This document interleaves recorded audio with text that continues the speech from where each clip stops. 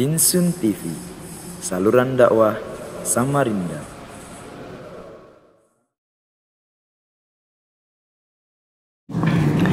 Assalamualaikum warahmatullahi wabarakatuh.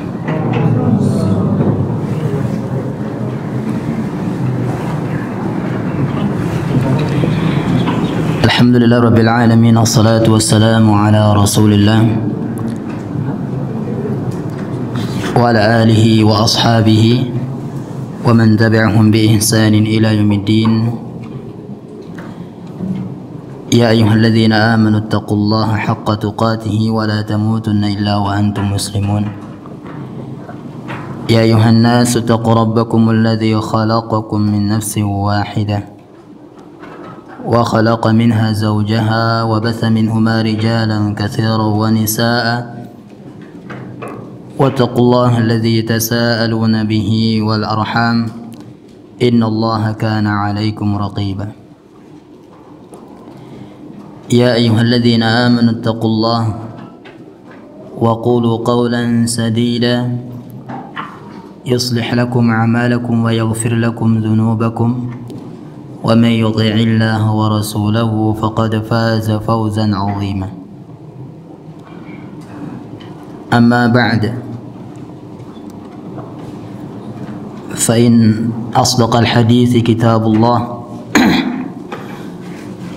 wa khairal huda huda Muhammadin sallallahu alaihi wasallam wa syarrul umuri muhdatsatuha fa inna kulla muhdatsatin bid'ah.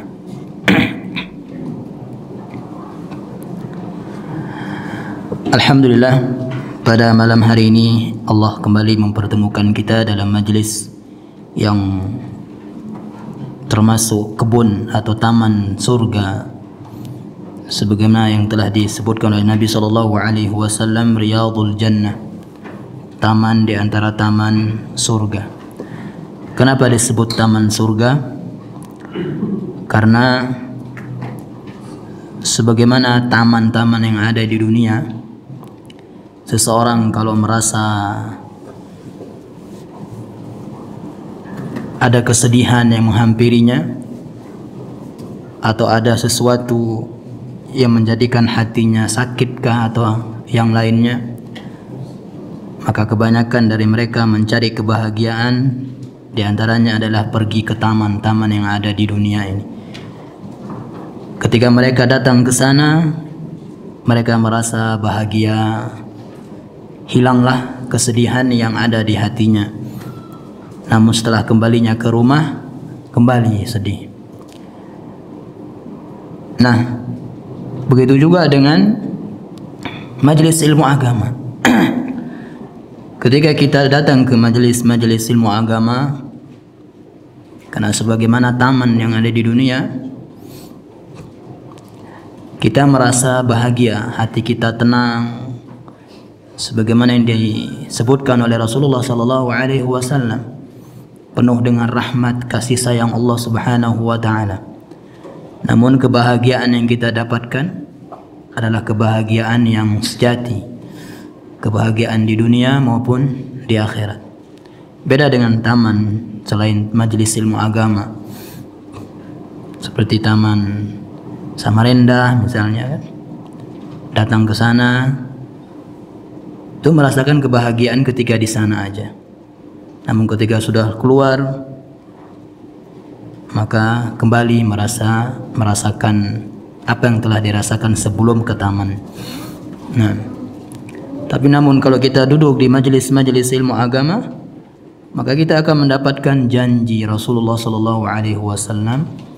Allah memberikan kita ketenangan, Allah memberikan kita rahmat, bahkan Allah Subhanahu wa taala mencintai kita.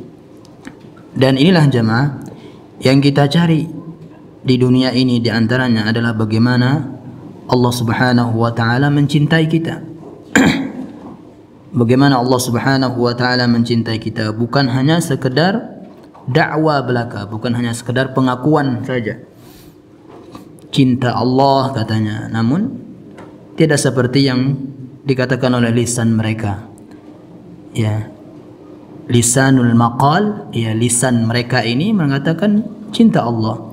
Namun lisanul hal maksudnya anggota badannya bermaksiat kepada Allah Subhanahu wa taala. Para jemaah rahmati Allah tabaraka wa taala, sedikit kita akan membahas pada malam hari ini bagaimana agar Allah Subhanahu wa taala mencintai kita. Dan ini, ingat, ini yang kita cari selama ini. Bagaimana Allah Subhanahu wa taala mencintai kita. Kenapa? Karena kalau kita sudah dicintai Allah Subhanahu wa taala, apa yang kita minta akan dikasih oleh Allah Subhanahu wa taala. Apa yang kita inginkan akan diberi oleh Allah Subhanahu wa taala. Beda dengan kalau Allah murka, maka kebalikannya. Allah akan membenci kita. Gak mungkin orang membenci itu memberi hadiah kepada orang yang dibenci. Itu sangat berat sekali. Manusia dengan manusia lainnya, ya, sangat berat. Ketika kita dibenci, kemudian kita kasih orang yang membenci kita itu hadiah, ini berat sekali. Namun itu yang lebih baik ternyata. Nah, para jemaah hormati Allah tabaraka wa ta'ala. Karena para ulama dahulu ketika setelah mereka berdoa meminta kepada Allah Subhanahu wa taala, setelah itu mereka bersedekah. Ya, mereka bersedekah. Kenapa alasannya? Karena mereka tahu ada hadis Nabi sallallahu alaihi wasallam, "Inna sadaqata tutfi'u ghadabar Rabbi." Sesungguhnya sedekah itu bisa memadamkan kemurkaan Allah. Jadi mereka tahu bagaimana agar Allah memberikan keinginan kita ini. Maka mereka bersedekah agar mendapat cinta Allah Subhanahu wa taala, dan doanya pun dikabulkan oleh Allah Subhanahu wa taala. Ya.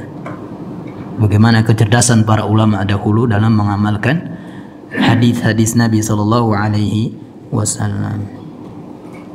Imam Ibnu Qayyim rahimahullah, Imam Ibnu Qayyim dia adalah dokter hati, dokter badan juga.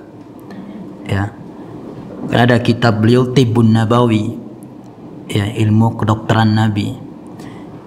Itu adalah dokter obat hati maupun obat badan. Obat hati itu ada di kitab beliau juga, Ad-Da' wad-Dawa itu.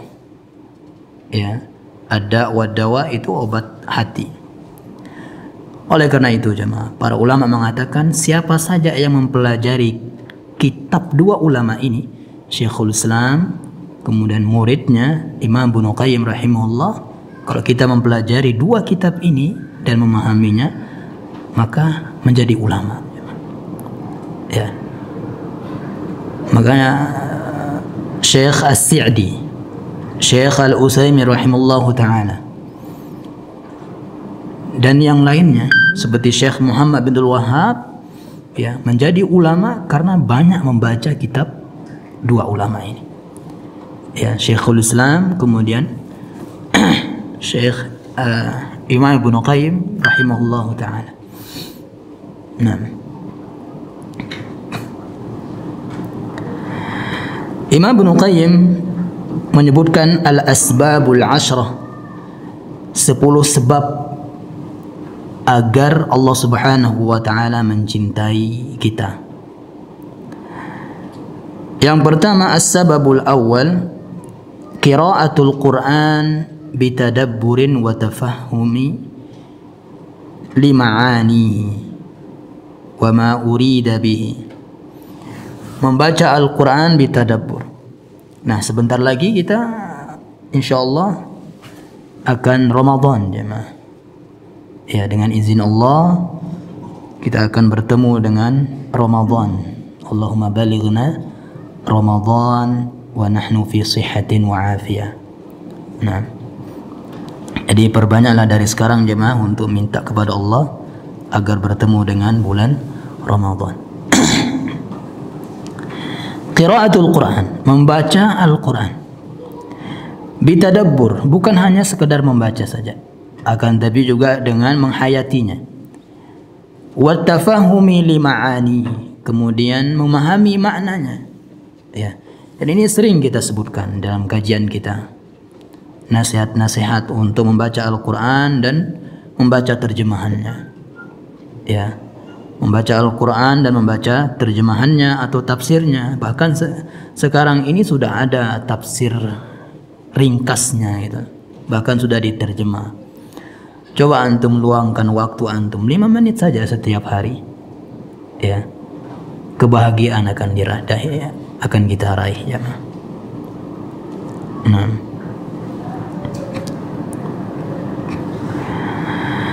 Berkata Imam Al-Hasan bin Ali,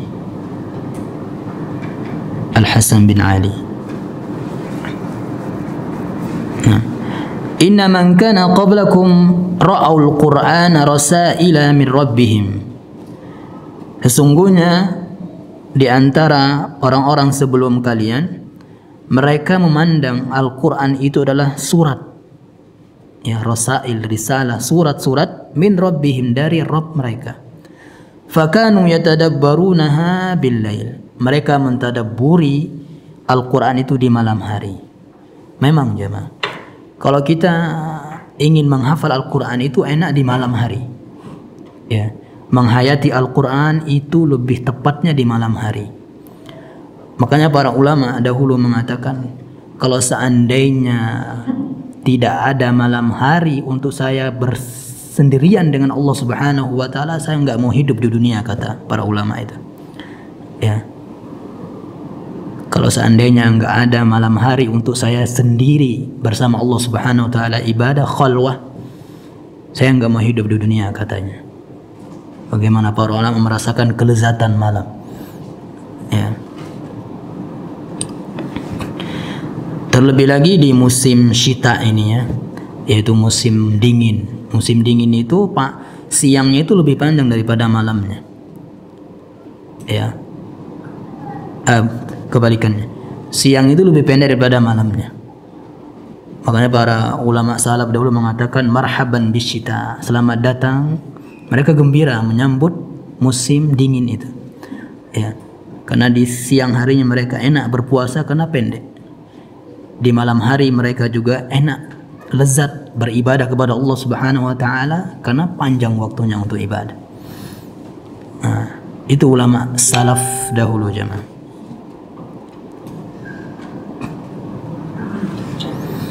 Nah, kemudian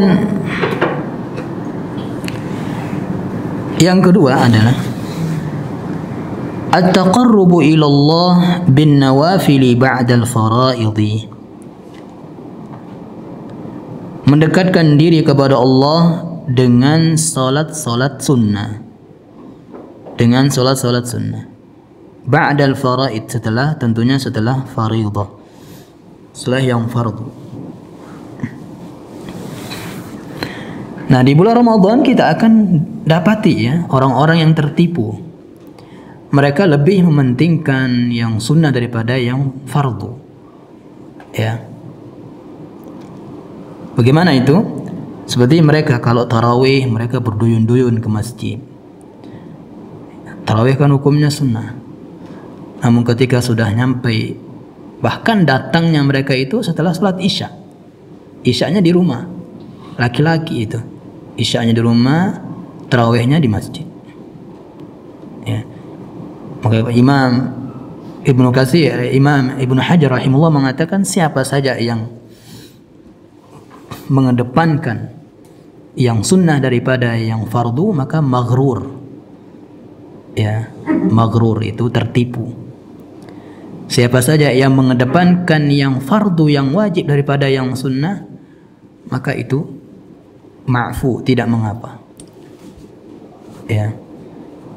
Misalnya sekarang ada orang yang enggak sholat sunnah tapi wajib aja. Yang ia kerjakan hanya wajib saja. Ya. Dan ini tidak mengapa. Namun terluput dari kebaikan yang sangat banyak. Ya. Yaitu sunnah. Allah Subhanahu wa taala berfirman dalam hadis qudsi, "Man 'ada li waliyan faqad adantuhu bil harb." Siapa yang memusuhi waliku, yaitu wali Allah. Siapa wali Allah? Alladzina amanu wa kanu yattaqun. Orang-orang yang bertauhid dan bertakwa, itulah wali Allah. Bukan orang gila, bukan orang-orang yang tidak tahu mandi, ya kan? Bukan orang-orang yang wali itu tidak ada kostum sendiri, ya wali Allah itu. Jadi nggak harus dia bersorban kah atau bawa tasbih kemana-mana, ya. Wali Allah.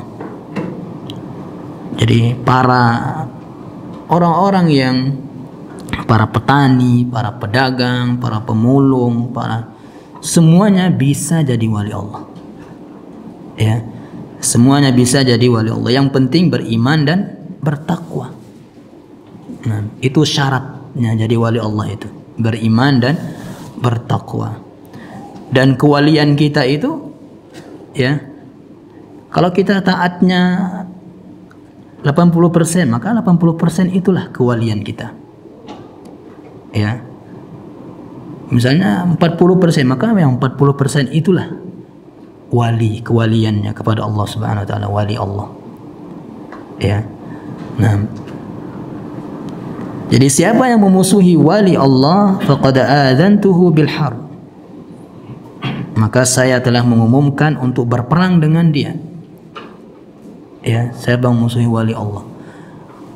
Makanya hati-hati orang yang sekarang kejadian yang ada di Lombok sana itu, mereka sampai memenjarakan para ustadz, ya,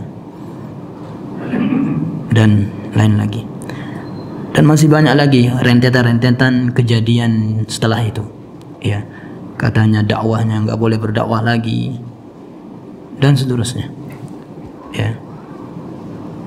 Dan itu sangat-sangat, satu-satunya penyejuk hati adalah wa mallahu bighafilin amma ya'mal.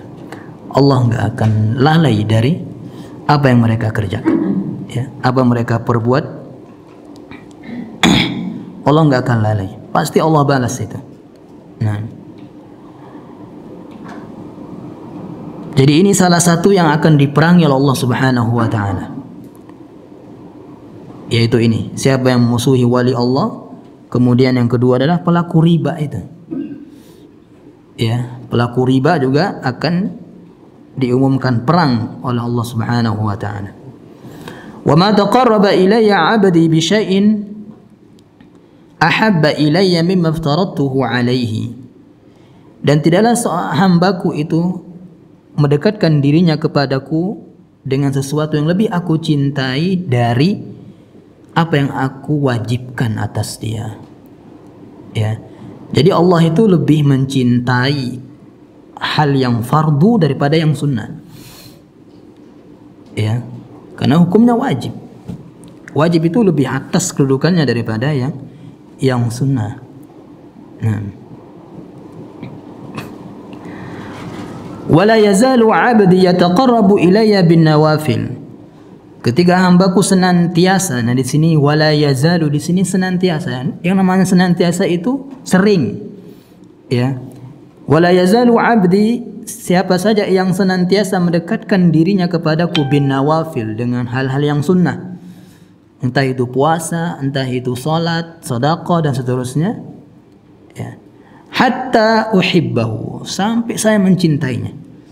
Jadi syarat untuk kita mendapatkan kecintaan Allah dengan sunnah ini jemaah sering dilakukan, ya, bukan sekali dua kali, tapi sering, senantiasa, ya. Begitu juga ketika qobliyah ba'diyah, itu senantiasa kita qobliyah ba'diyah, Allah akan mencintai kita. Nah, bahkan ada keutamaan dari Rasulullah Sallallahu Alaihi Wasallam, siapa saja yang sholat 12 rakaat dalam setiap harinya, ini 12 rakaat qobliyah ba'diyah itu yang muakkadah, maka dia akan masuk surga. Ya. Orang yang masuk surga pasti telah dicintai Allah Subhanahu wa taala. Nah, kalau kita senantiasa salat sunnah atau puasa sunnah dan seterusnya yang sunnah-sunnah, fa idza ahbabtuhu kuntu sam'ahu alladhi yasma'u bihi. Nah, kalau kita sudah dicintai Allah jemaah, telinga kita akan dijaga oleh Allah Subhanahu wa taala. Ya. Kalau lewat musik di Facebook kita misalnya di beranda atau dan seterusnya, ya. Kalau ada musik segera kita lewati. Kalau nggak dijaga Allah Subhanahu wa taala, kalau kita nggak dicinta Allah Subhanahu wa taala, kita akan bersenang-senang dengan musik itu. Ya. Oh, ini yang sudah saya hafal dulu, merojaah lah. Nah, gitu kan.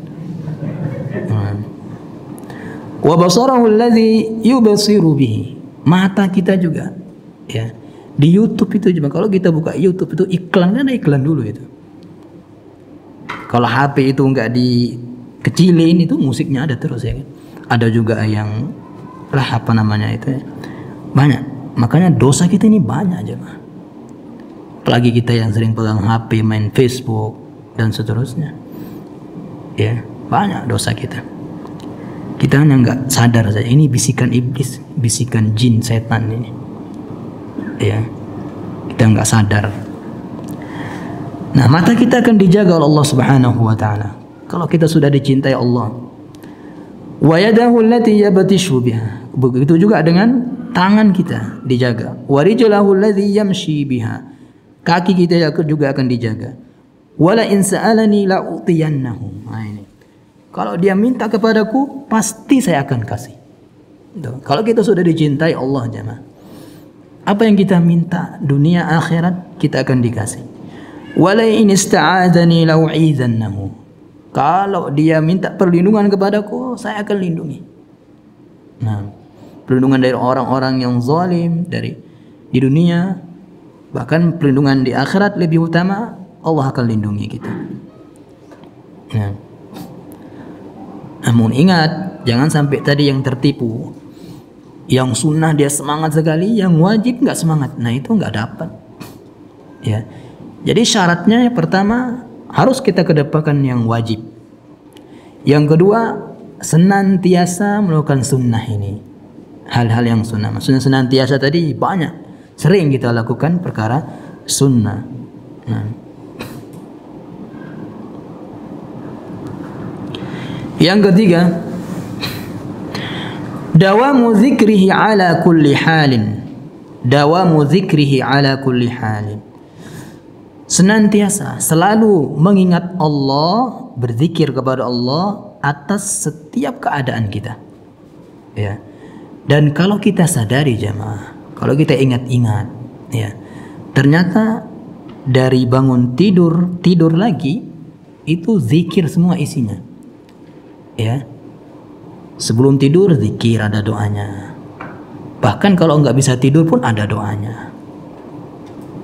Ya. Bahkan kalau terkejut ketika tidur ada doanya. Mimpi ada doanya. Ada zikirnya. Ya. Kemudian bangun tengah malam mau sholat tahajud, ada juga zikirnya. Nah, pergi ke kamar mandi ada zikirnya. Keluar kamar mandi ada zikirnya. Ya, semuanya zikir sebenarnya jemaah kalau kita sadari. Hari-hari kita ini kan penuh dengan zikir. Kalau kita amalkan itu zikir-zikir itu.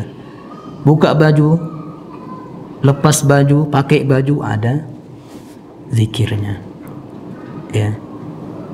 Keluar rumah ada zikirnya. Masuk masjid, keluar masjid zikirnya ada. Masya Allah. Ya. Nah, kalau kita amalkan itu jemaah, Masya Allah. Ya. Bahkan ada seorang sahabat, dia bertanya kepada Rasulullah sallallahu alaihi wasallam, "Ya Rasulullah, wahai Rasulullah, inna syara'i'al Islam qad kathrat alaina." Wahai Rasulullah, syariat Islam ini sudah banyak ya Rasulullah. Ya, sudah banyak, ada salat, ada puasa. Ya, ibarat dia itu sedang menggambarkan dirinya melapor ke Rasulullah, ya. Syariat Islam ini sangat banyak sekali dan berat ibaratnya dia melakukannya. Ya, berat. Bagaimana dia bertanya bagaimana agar saya dimudahkan gitu. Ya. Bukan maksudnya bagaimana saya bisa agar ada uzur lah untuk meninggalkan wajib-wajib itu, enggak. Ya. Namun bagaimana dia bisa dimudahkan untuk melakukan syariat yang banyak ini. Fababun, ya. Maka dia mengatakan, "Wahai Rasulullah, akhbirni bi'amalin." Kabarkan kepadaku satu amalan. Ya, satu amalan. Atasabbatu fihi, yang saya akan senantiasa mengamalkannya. Ya. Tidak seperti orang sekarang.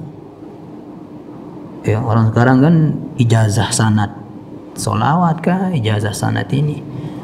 Bahkan saya baru dengar itu di Facebook ya. Ada ijazah sanad. Tentu itu bid'ah.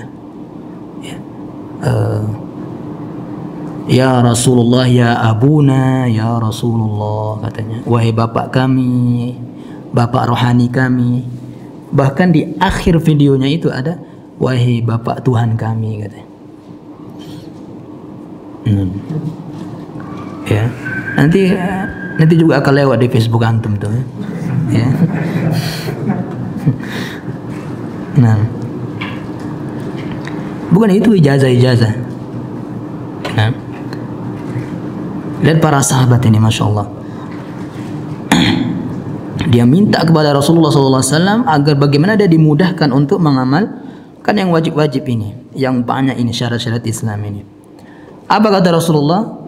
La yazalu lisanuka ratban min zikrillah. Senantiasalah lisanmu berzikir.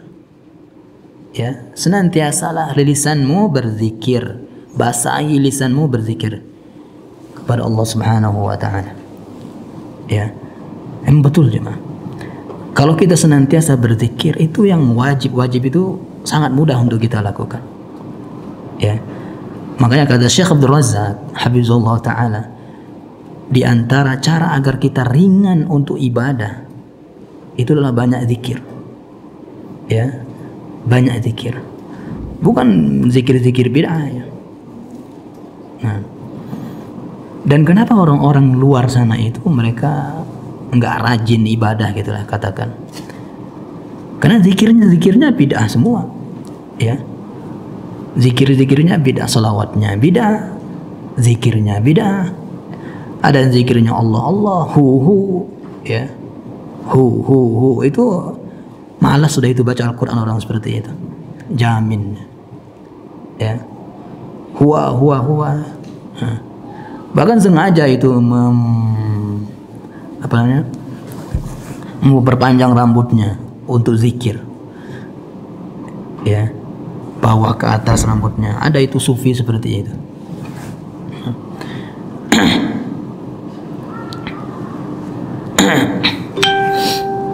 Nah itu jemaah ya. Dan zikir ya, zikir itu banyak sekali yang diajarkan Nabi SAW. Dan yang tadi yang kita katakan tadi, dari tidur lagi ke tidur ya, dari bangun tidur ke tidur lagi itu ada zikir, semuanya zikir. Ya. Nah. Bahkan Allah Subhanahu wa taala ya juga berfirman dalam hadis qudsi, ana ma'a 'abdi ma dzakarani wa taharrakat bi syafatahu. Saya akan menolong hambaku yang selalu ingat kepadaku dan selalu bergerak lisannya untuk berzikir. Nah, taharrakat bi syafatahu. Jadi dua bibirnya bergerak zikir itu jemaah. Ya. Jadi zikir dalam hati enggak. Ya. Jadi zikir itu lisan itu bergerak, lisan bibir itu bergerak. Nah. Kecuali kan sudah kita sebutkan, kecuali la ilaha illallah. Kalau la ilaha illallah dua bibir ini enggak gerak jemaah. Yang gerak hanya lisan. Dicoba aja. Ya, la ilaha illallah. Nah.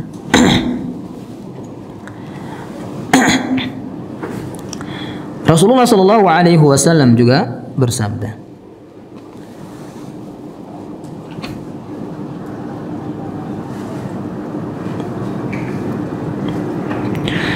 qad sabaqa al-mufarridun.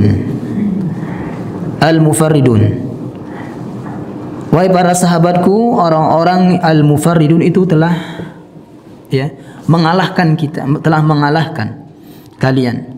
Qalu wa manil mufarridun ya Rasulullah? Siapa orang-orang mufarridun itu? Az-zakirun Allah katsira waz-zakirat. Jadi orang-orang yang menang itu jemaah adalah orang-orang yang banyak zikir, laki maupun perempuan. Ya, banyak zikir. Begitu juga perempuan walaupun dia haid itu nggak apa-apa zikir aja. Ya. Maka sangat merugi kalau mengambil pendapat nggak boleh zikir ketika haid. Masa terhenti pahalanya? Ya. Makanya Syekh Albani rahimahullah itu jemaah, orang haid, orang junub itu nggak apa pegang Al-Quran dengan walaupun nggak ada penghalangnya. Pegang Quran baca seperti biasa. Ya. Karena darah itu bukan di sini. Darah haid itu bukan di sini. Nah. Dan dia berdalil dengan hadis sahih juga. Syekh Al-Albani rahimahullah ta'ala. Ya, itu perkataan Nabi SAW ketika Aisyah radhiyallahu ta'ala anha haid ketika haji itu. Ya. Kan sebelum tawaf haid Aisyah radhiyallahu ta'ala anha. Ditanya kenapa kamu bersedih? Ya. Ternyata dia sedang haid. Apa kata Rasulullah? La taf'ali. Jangan engkau lakukan, ya. Lakukanlah segala sesuatu kecuali tawaf, kata Nabi SAW. Ya, lakukanlah segala sesuatu dari ibadah, ya, kecuali tawaf. Maksudnya sholat juga ya. Sholat nggak boleh orang haid. Seperti apa? Baca Al-Quran, zikir itu maksudnya. Dan di sini juga orang baca Al-Quran pasti akan megang Al-Quran. Dan Rasulullah nggak pernah mengatakan kalau megang kecuali kalau kau pegang Al-Quran maka pakai penghalang, kata enggak. Ini dalil beliau rahimahullah taala. Nah. Dan memang jumhur ulama enggak boleh ya untuk pegang Al-Quran langsung. Harus pakai sampul jilbab kah atau apa. Ya untuk solusinya pegang HP aja. Ya Al-Quran di HP. Nah ini jemaah ya, banyak berzikir kepada Allah Subhanahu wa ta'ala. Yang keempat adalah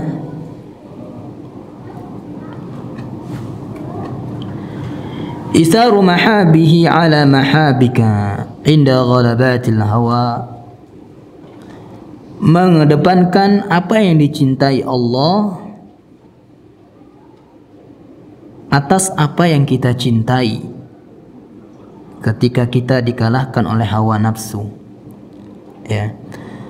Hawa nafsu kita pasti akan menarik kita untuk mencintai yang dilarang Allah Subhanahu wa ta'ala. Ya. Dan meninggalkan yang dilarang Allah Subhanahu wa ta'ala itu dicintai Allah. Ya. Jadi harus kita isar, mengedepankan apa yang dicintai Allah Subhanahu wa ta'ala. Ya. Misalnya sekarang kita dilarang oleh istri kita untuk datang ke kajian misalnya. Sedangkan kita sangat butuh ilmu agama, terlebih lagi ilmu tentang tauhid misalnya. Enggak usah kajian mas katanya, sini aja. Nah, ya. Kajian juga sama aja. Marah-marah juga sama saya misalnya. Ada yang tersinggung? Ya. Nah kalau kita menuruti si istri bahaya. Kita nggak akan dicinta Allah Subhanahu wa ta'ala. Terlebih ini yang kita pelajari adalah fardu ain tentang tauhid. Ya, tentang tauhid. Emang ada istri seperti itu jemaah. Ya, yang mengatakan demikian. Jadi nggak ngarang-ngarang ya. Dia suaminya ngajak kajian, ayo kita kajian. Kajian sama aja. Marah juga, tendang-tendang juga ke kita ini katanya. Nah, semoga ini yang cerita nggak dengar ya.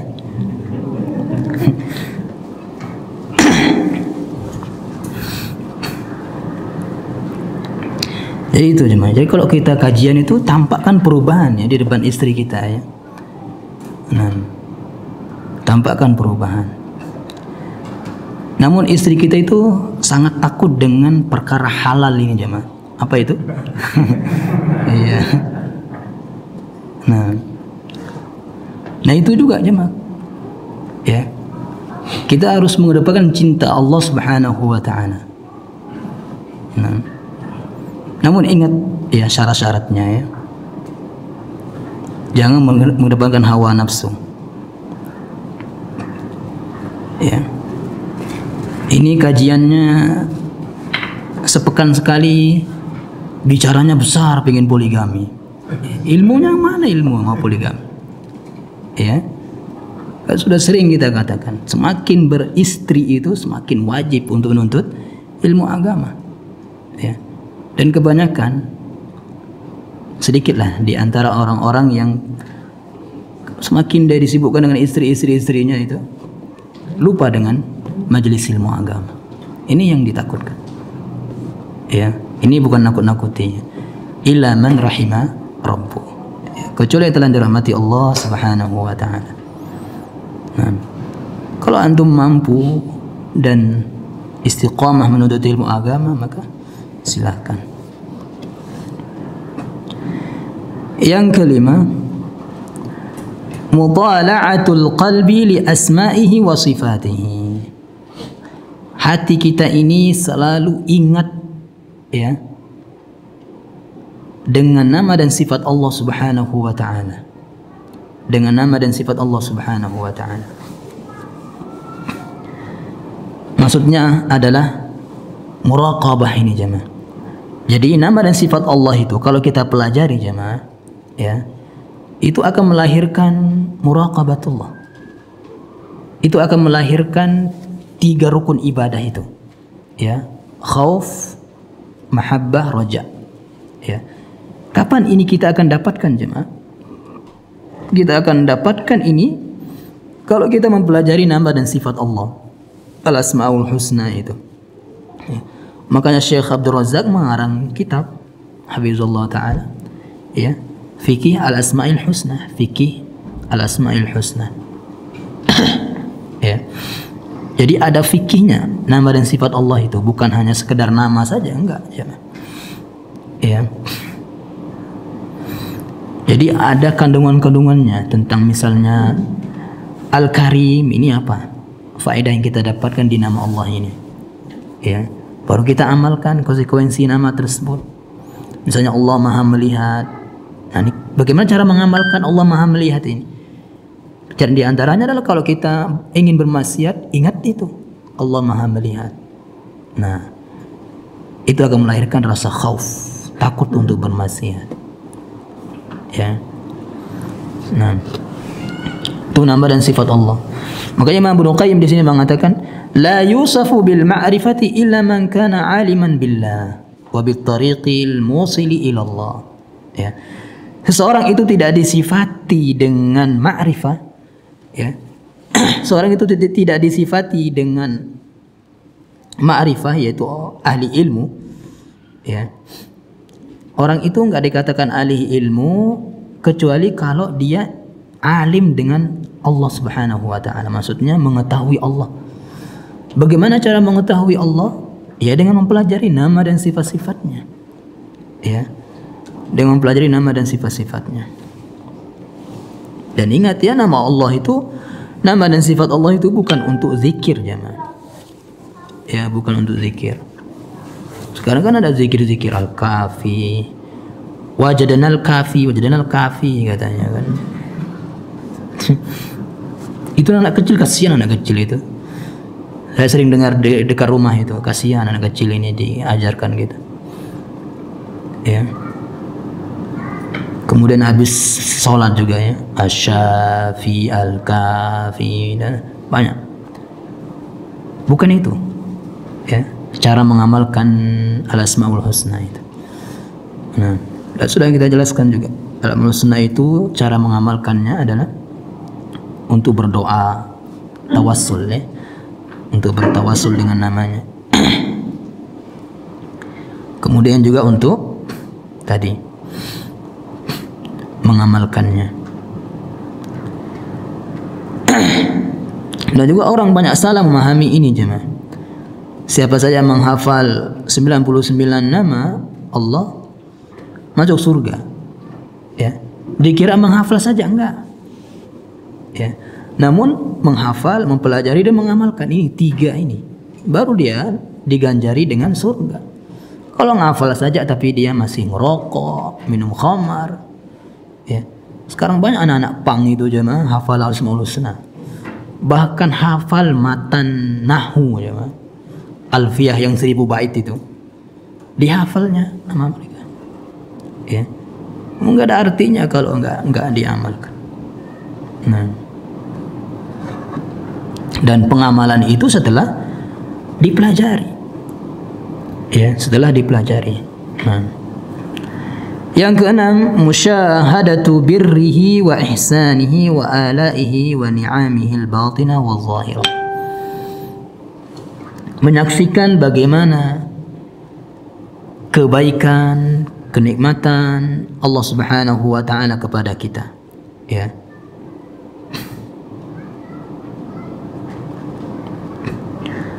Karenanya itulah Allah mengatakannya, la wa in ta'uddu ni'matallahi la tuhsuha. Kalau kalian menghitung-hitung nikmat Allah, kalian enggak akan bisa menghitungnya. Ya. Innal insana la zalumun kafar. Inilah sifat kita manusia. Ya. Manusia itu zalim. Zalumun di sini ikut pola fa'ulun kalau kita belajar ini. Itu maksudnya sangat zalim. Ya, zalumun, terlebih kafar, ya. Kafar ini juga gitu, fa'al, berat juga mengucapkannya kan, fa'al, kafar. Ini maksudnya sangat-sangat kufur, ya, manusia itu. Makanya orang yang bermaksiat kepada Allah itu lupa dengan nikmat yang Allah berikan kepada dia, ya. Jadi dia balas jasa Allah itu dengan maksiat, ya, balas jasa Allah dengan maksiat. Makanya di antara bisikan setan itu kan melupakan kita akan bahaya maksiat. Ya. Dan tidak dipungkiri kemaksiatan itu juga ya melahirkan kenikmatan. Ya. Enggak mungkin orang mau maksiat karena kalau enggak ada nikmatnya. Mereka senantiasa maksiat karena ada merasakan nikmatnya. Ya. Namun sebentar. Setelah itu penyesalan. Ya, penyesalan, kesedihan, kegalauan dan seterusnya.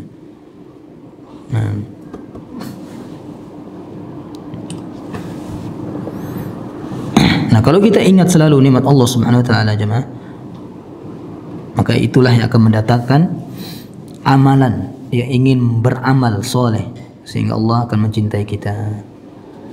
Nah, kemudian ini yang terakhir ya.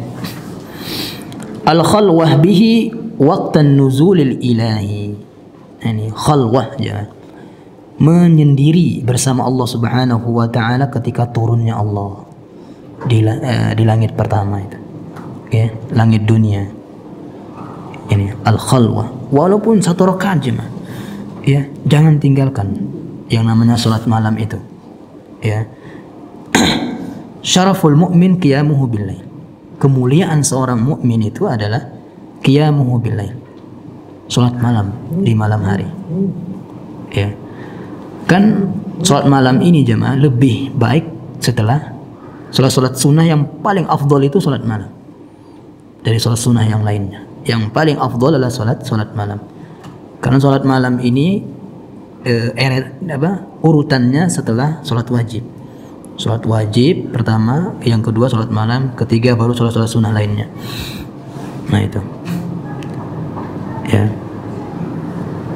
Wa izzuhu istighna'uhu 'anil nas. Jadi ini walaupun 1 rakaat jemaah. Maka sampai-sampai Imam Abu Hanifah itu mengatakan apa? Ya, Imam Abu Hanifah mengatakan salat wajib itu ada 6. Bukan 5 lagi kata beliau. Ya, ada 6. Yang ke-6 adalah ini salat malam itu. Ya, namun tentu maksud beliau adalah bukan ini ya. Ini tidak menyimpang. Emang dahulu ini wajib memang salat malam ini. Ya. Makanya sebagian ulama mengatakan salat malam sampai ketika turun salat fardu itu masih diwajibkan untuk Nabi SAW. Adapun untuk umatnya sunnah muakkadah. Ya. Kenapa Allah Subhanahu wa taala mewajibkan nabinya untuk salat malam, jemaah?